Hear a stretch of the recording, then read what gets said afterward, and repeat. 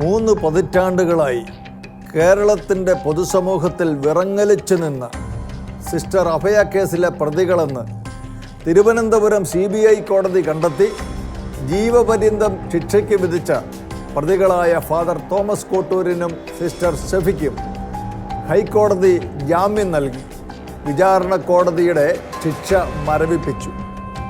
അല്പം വൈകിയെങ്കിലും നീതി വെളിപ്പെട്ടു.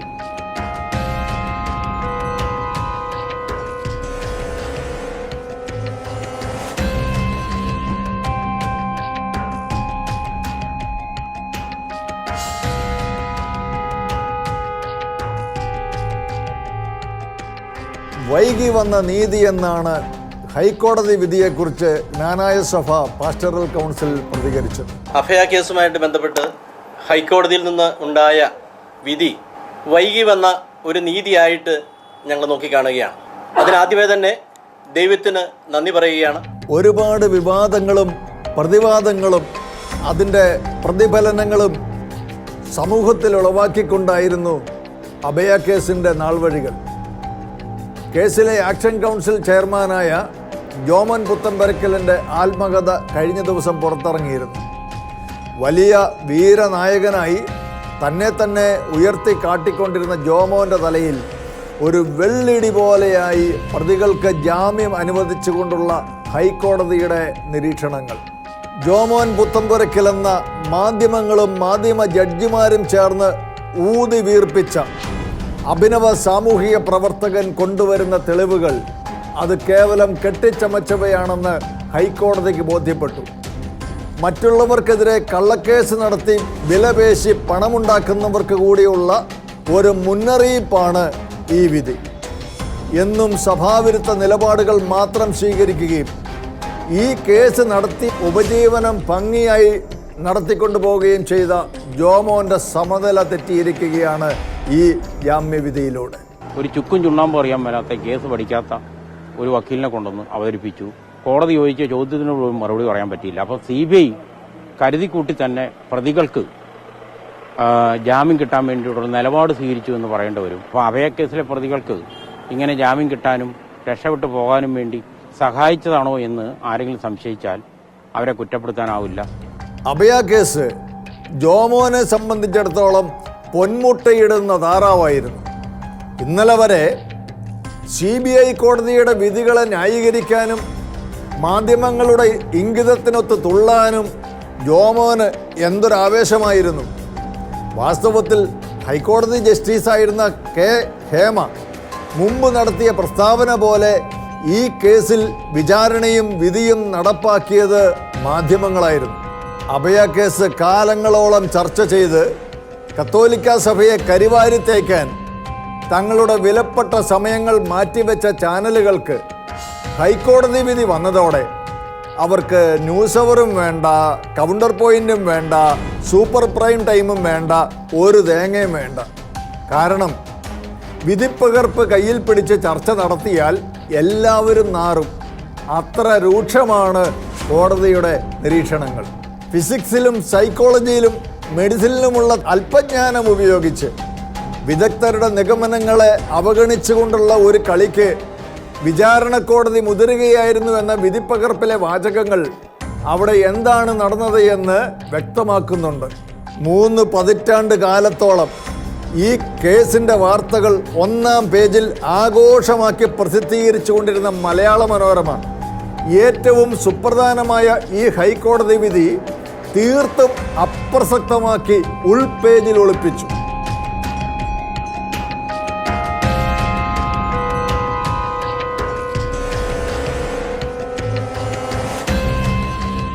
ഒന്നര നൂറ്റാണ്ടിന്റെ പെരുമയുള്ള മനോരമയുടെ പത്രധർമ്മം ഈ വിധത്തിൽ അധപ്പതിക്കരുത് എന്നാണ് കേരളത്തിലെ ക്രൈസ്തവ സമൂഹത്തിന് ഒന്നടങ്കം പറയാനുള്ളത്.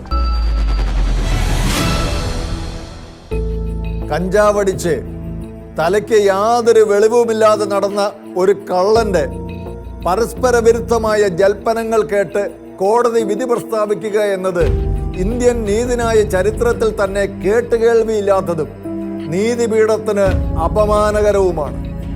CBI തന്നെ കൊണ്ട് നിർബന്ധിച്ച് പറയിച്ചതാണെന്നുള്ള രാജുവിൻ്റെ തന്നെ വാക്കുകൾ കേൾക്കുക. CBI എനിക്ക് ഒരു പീഡനം മാത്രമേ കിട്ടിയുള്ളൂ. കാരണം അവരെന്നെ തല്ലി. ആദ്യം വന്ന ഒരു ഉദ്യോഗസ്ഥൻ ഈ കേസിനെ സംബന്ധിച്ച് നിനക്ക് വില അറിയാവോടാ എന്ന് ചോദിച്ചു. ഞാൻ പറഞ്ഞു എനിക്കറിയാൻ പറ്റില്ല, സാറിന് അറിയാമെങ്കിൽ എന്നോട് പറയാം, ഞാനത് കേൾക്കാമെന്നും പറഞ്ഞു. അങ്ങനെ എനിക്കിട്ട് ഒന്ന് തല്ലേ. നിങ്ങൾ പറയാതെ എങ്ങനെയാണ് കേൾക്കുന്നത്? അവർ പറഞ്ഞു തന്നാലല്ലേ എനിക്ക് കേൾക്കാൻ പറ്റുള്ളൂ. ഞാൻ ചന്തയായിട്ട് ബന്ധപ്പെട്ട് നടക്കുന്നതാണ്. അന്നൊന്നും ഞാൻ ഈ കള്ളു കുടിക്കുന്ന ആളൊന്നുമല്ല. കഞ്ചാവ് വലിച്ച് ഇങ്ങനെ രാത്രി ഇങ്ങനെ അടിച്ച് നൂലായിട്ട് അതിലൊക്കെ നടക്കും. എൻ്റെ കണ്ണിൽ പെട്ടതാണ്. എന്നിട്ട് ഇവർ എന്നെ കളനുമാക്കി. ജോസ് പൂത്രക്കയും ഈ വലിയ കണ്ണൂർ, ഈ കണ്ണുള്ളതിന്റെ പേരാണ് കോട്ടൂരും, പിന്നെ സെബി. അപ്പൊ ആ കുഞ്ഞിന്റെ ഒരു അപ്പനായിട്ട് തന്നെ പറയാ, എനിക്ക് ഭയങ്കര ഹാപ്പിയാ. പോരെ പോരെ ഇതാണ് അടയ്ക്കാരാജു.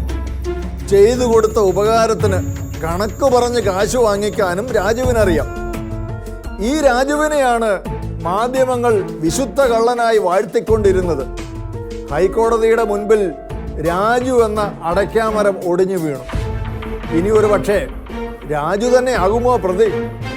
ഷെക്കേന ബിഗ് ഡിബേറ്റിൽ റിട്ടയർഡ് SP ജോർജ് ജോസഫ് പറയുന്നത് ശ്രദ്ധിക്കുക.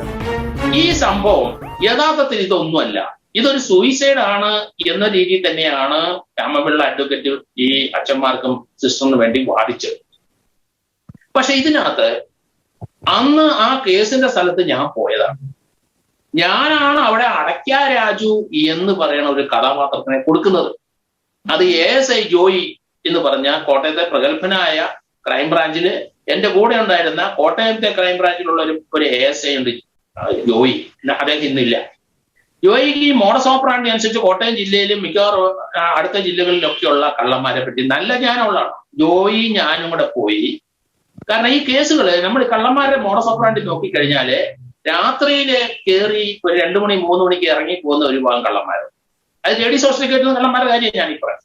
അവിടെ പോയി കഴിഞ്ഞാല് അവരെ ആ കുട്ടികളുടെ ബ്രസ്റ്റിലൊക്കെ പിടിക്കൂര്, എന്നിട്ട് മാലയും പൊട്ടിച്ച് ഓടുകയാണ്. വെളുപ്പിനെ കയറുന്ന കള്ളന്മാരുണ്ട്. അവന്മാരും എന്ത് ചെയ്യും? ഇതൊക്കെ ചെയ്യും, എന്നിട്ട് മാല പൊട്ടിച്ചുകൊണ്ട് ഓടും. ഇതാണ് ഇവരുടെ മോഡസ് ഓപ്പറാണ്ടി. ഈ ഒരു കേസിനകത്ത് അന്ന് അവിടുത്തെ 2ാം നിലയിൽ താമസിക്കുന്ന ഒരു കുട്ടി പറയുന്നുണ്ട്, അത് ഹോസ്റ്റലാണെന്ന് അറിയാവില്ല. താഴത്തെ നിലയിലാണ് കന്യാസ്ത്രീ, ബാക്കി 2, 3, 4 നിലയിലൊക്കെ ഹോസ്റ്റലാ കുട്ടികളാണ്. അവര് വെളുപ്പിനെ പഠിക്കാൻ എഴുന്നേറ്റ് കഴിഞ്ഞപ്പോൾ 4 മണിയായിരിക്കും പട്ടി കുരയ്ക്കുന്ന കേട്ടിട്ട് റോഡിൽ നിന്ന് തലയെ കെട്ടി ഒരാളെ ഇറങ്ങി വരുന്നു ഹോസ്റ്റലിലേക്ക്. ആ കുട്ടികളെ ഒന്ന് കണ്ടതാണ്. അവരുടെ സ്റ്റേറ്റ്മെന്റ് ഉണ്ട്. 1/4 മണിക്കൂർ ഇപ്പം മടങ്ങിപ്പോയപ്പോഴും പട്ടി കുരച്ചു, അയാൾ മടങ്ങിപ്പോയി. 4 മണിക്ക് ഇവിടെ അഭയുടെ കൂടെ ഒരു മുറിയിൽ താമസിക്കുന്ന സിസ്റ്ററും എഴുന്നേറ്റ് 5 മണിക്ക് റോഡ് ക്രോസ് ചെയ്ത് അവർക്ക് പള്ളിയിൽ പോകണം. അതിന് 5 മണിക്ക് അവർ പോകുന്നതിന് ഇവർ റെഡി ആയി കഴിഞ്ഞപ്പോൾ 4:30 ആയപ്പം അഭയ ആ കുട്ടിയുടെ മുറിയിൽ നിന്ന് വെള്ളം കുടിച്ചിട്ട് വരാമെന്ന് പറഞ്ഞു അടുക്കളയിലോട്ട് പോയി. അടുക്കളയിൽ എന്താണ് നമ്മൾ കാണുന്നത്? ഫ്രിഡ്ജിന്റെ അവിടെ ഫ്രിഡ്ജ് പകുതി തുറന്നും അതിന്റെ ഫ്രിഡ്ജിന്റെ അവിടെ 2 ആ കുട്ടിയുടെ ചെരുപ്പും വാതിൽ തുറന്നു കിടക്കുന്ന, അടുക്കളയിൽ നിന്ന് വെളിയിൽ ഇറങ്ങുന്ന വാതിൽ തുറന്നു കിടക്കുന്ന സീനാണ് കാണുന്നത്. ഇത് കെറ്റി മൈക്കിളൊക്കെ ആദ്യം ചെന്നവരുടെ സ്റ്റേറ്റ്മെന്റ് ആണ് ഇതൊക്കെ. ഈ കുട്ടിയെ കയറി പിടിച്ചു. അടയ്ക്കാ രാജു അവിടെ കയറിയിരിക്കുന്നു. ഈ കുട്ടിയെ കയറി പിടിച്ചു. കഴുത്തില് ഉള്ളത് പറിക്കാൻ ഉദ്ദേശിച്ചായിരിക്കും. പക്ഷെ കുട്ടി ഇയാളെ കണ്ട് പേടിച്ചു. അവിടെ വെച്ചൊരു പിടിവലി നടന്നു. കഴുത്തിൽ പിടിച്ച് നിലവിളിക്കാതിരിക്കാൻ ഞെക്കി. അങ്ങനെ ആ കുട്ടികൾ കുതിറി അടുക്കളയിലെ ഒരു ബോൾട്ടുള്ള ആ വാതിലങ്ങ് തുറന്നിട്ട് അപ്പുറത്തോട്ട് ചെയ്യാൻ അവിടെ തന്നെയാണ് ഇതിനകത്ത് അതിന്റെ ഈ നമ്മുടെ ഈ കിണറിന്റെ ചുറ്റും സാറിനെ കെട്ടിവെക്കുക. അങ്ങനെ കെട്ടില്ലാത്തൊരു കിണറാണ് അവിടെ വെള്ളം പമ്പ് ചെയ്യുന്നത്. അതിനകത്ത് ചെന്ന് വീണു. കുട്ടി ഇങ്ങനെ ചെന്ന് വീണ് കഴിഞ്ഞപ്പോ ഇവൻ ഓടി. യഥാർത്ഥത്തിൽ വെള്ളം കുടിച്ച് 300 ml വെള്ളം ഉണ്ട് പോസ്റ്റ്മോർട്ടത്തിൽ ആ കുട്ടിയുടെ വയറ്റിലുണ്ട്. അപ്പൊ വെള്ളം കുടിച്ച് തന്നെ പറ്റിയിരിക്കുന്നു.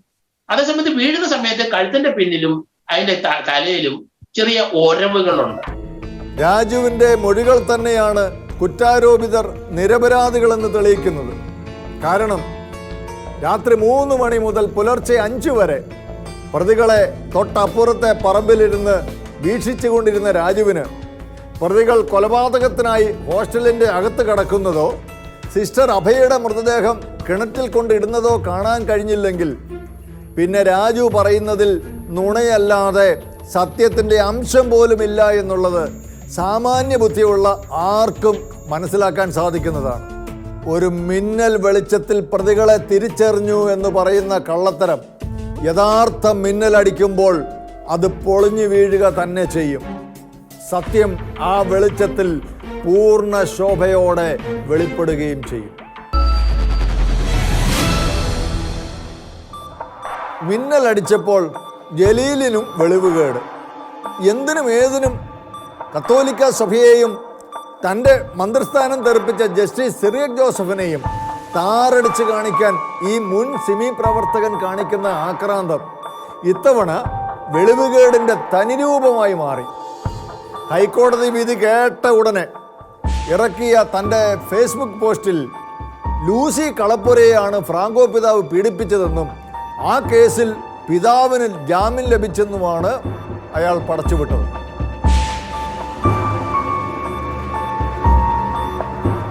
ആരൊക്കെയോ പറഞ്ഞു മനസ്സിലാക്കി ഈ വിവരക്കേട് അധികം താമസിക്കാതെ ജലീൽ തിരുത്തുകയുണ്ടായി. ഉടൻ വന്നു അടുത്ത പോസ്റ്റ്.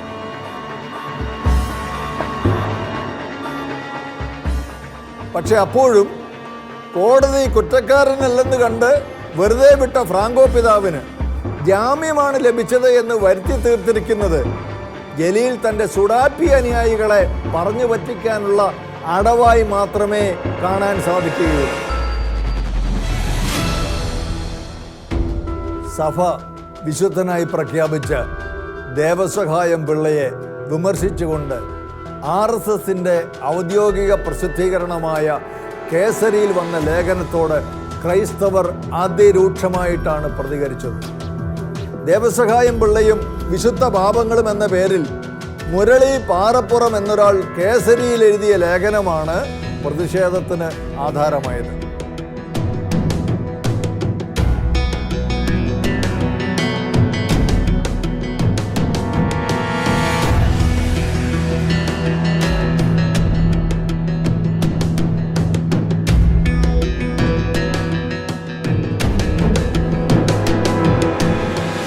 ദേവസഹായത്തെ കൂടാതെ തോമസ് ലീഹ, മദർ തെരേസ, ഒപ്പം മറ്റ് ഇതര ക്രൈസ്തവ വിശുദ്ധന്മാരെയും കാരണമില്ലാതെ വിമർശിച്ച പ്രസ്തുത ലേഖനത്തിൽ കത്തോലിക്ക സഭയെ വ്യാജ ചരിത്ര നിർമ്മാതാക്കളെന്ന് വിളിച്ച് പരിഹസിക്കാനുള്ള അത്യന്തം ഹീനമായ ശ്രമവും നടത്തിയിട്ടുണ്ട്. തീവ്രമായ ഭാഷയിലാണ് KCBC ജാഗ്രതാ കമ്മീഷൻ ഈ വിഷയത്തിൽ പ്രതികരിച്ചത്.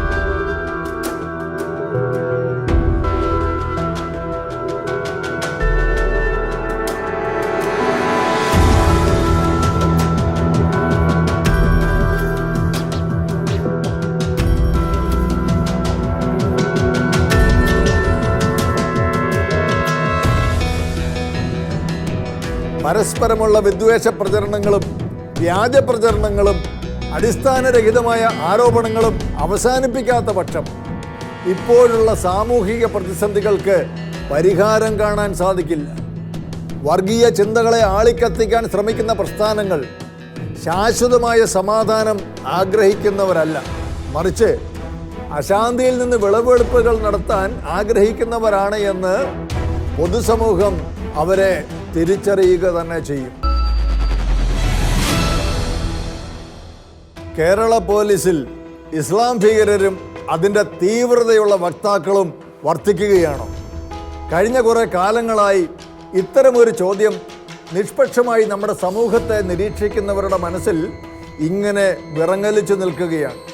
ആ വസ്തുതകളെ ഊട്ടിയുറപ്പിക്കുന്ന വലിയ ഒരു തെളിവാണ് ഈ ദിവസങ്ങളിൽ സോഷ്യൽ മീഡിയയിൽ വൈറലായിക്കൊണ്ടിരിക്കുന്നത്.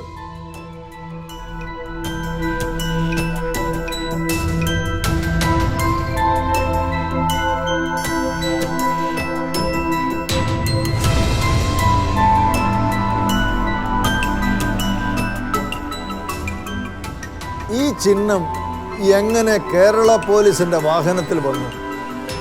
അത്യന്തം ഗൗരവമുള്ള ഈ വിഷയം ചർച്ച ചെയ്യാൻ പോലും ഇവിടെ ആരുമുണ്ടായില്ല. ഇത് ഫേക്ക് ആണെന്ന് പറഞ്ഞ് ചിലർ രംഗത്തെത്തി. അപ്പോഴാണ് അതിൻ്റെ വാസ്തവത്തെ ഉറപ്പിച്ചുകൊണ്ട് DGPയുടെ സർക്കുലർ പുറത്തു വന്നത്.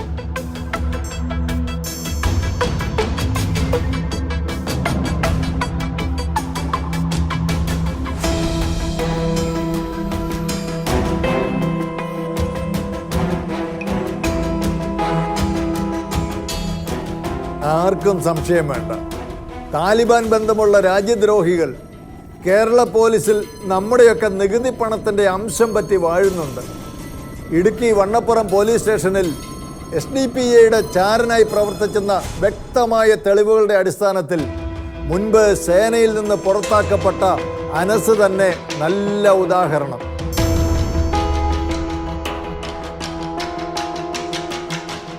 ഭീകരന്മാരുടെ ഫോണിലേക്ക് നിരന്തരമായി പോലീസ് സേനയുടെ വിവരങ്ങൾ ചോർത്തിക്കൊടുത്തുകൊണ്ടിരുന്ന പോലീസ് ഭീകരൻ. തീർന്നില്ല, മൂന്നാർ പോലീസ് സ്റ്റേഷനിൽ നടന്ന സംഭവം. ഭീകരന്മാർക്ക് വേണ്ടി രാജ്യത്തെ മുച്ചൂടും മുടിക്കാൻ കാക്കിധാരികളുടെ പച്ച വെളിച്ചം.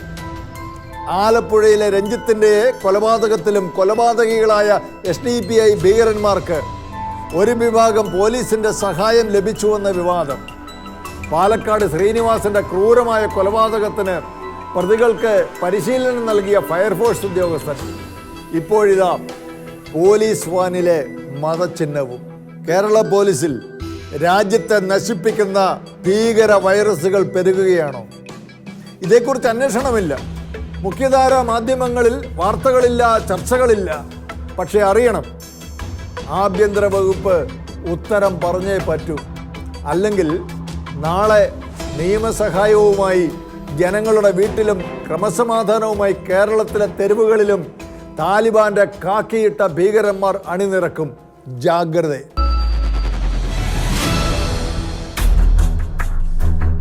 15 വയസ്സിന് മുകളിൽ പ്രായമുള്ള മുസ്ലിം പെൺകുട്ടിക്ക് വിവാഹത്തിന് യോഗ്യതയുണ്ടെന്ന വിചിത്രമായ വിധിയുമായി പഞ്ചാബ് ഹരിയാന ഹൈക്കോടതി. മുസ്ലിം പെൺകുട്ടികളുടെ വിവാഹത്തെ നിയന്ത്രിക്കുന്നത് മുസ്ലിം വ്യക്തി നിയമമായ ശരീഅത്താണെന്ന് ചൂണ്ടിക്കാട്ടിയാണ് ജസ്റ്റിസ് സിംഗ് വിധി പ്രസ്താവിച്ചത്. സർ ദിൻശ്യാം ഫർദുൻജി മുല്ലയുടെ പ്രിൻസിപ്പിൾസ് ഓഫ് മുഹമ്മദൻ ലോ എന്ന പുസ്തകത്തിലെ ആർട്ടിക്കിൾ 195 ഉദ്ധരിച്ചാണ് കോടതി വിധി പ്രസ്താവിച്ചത്.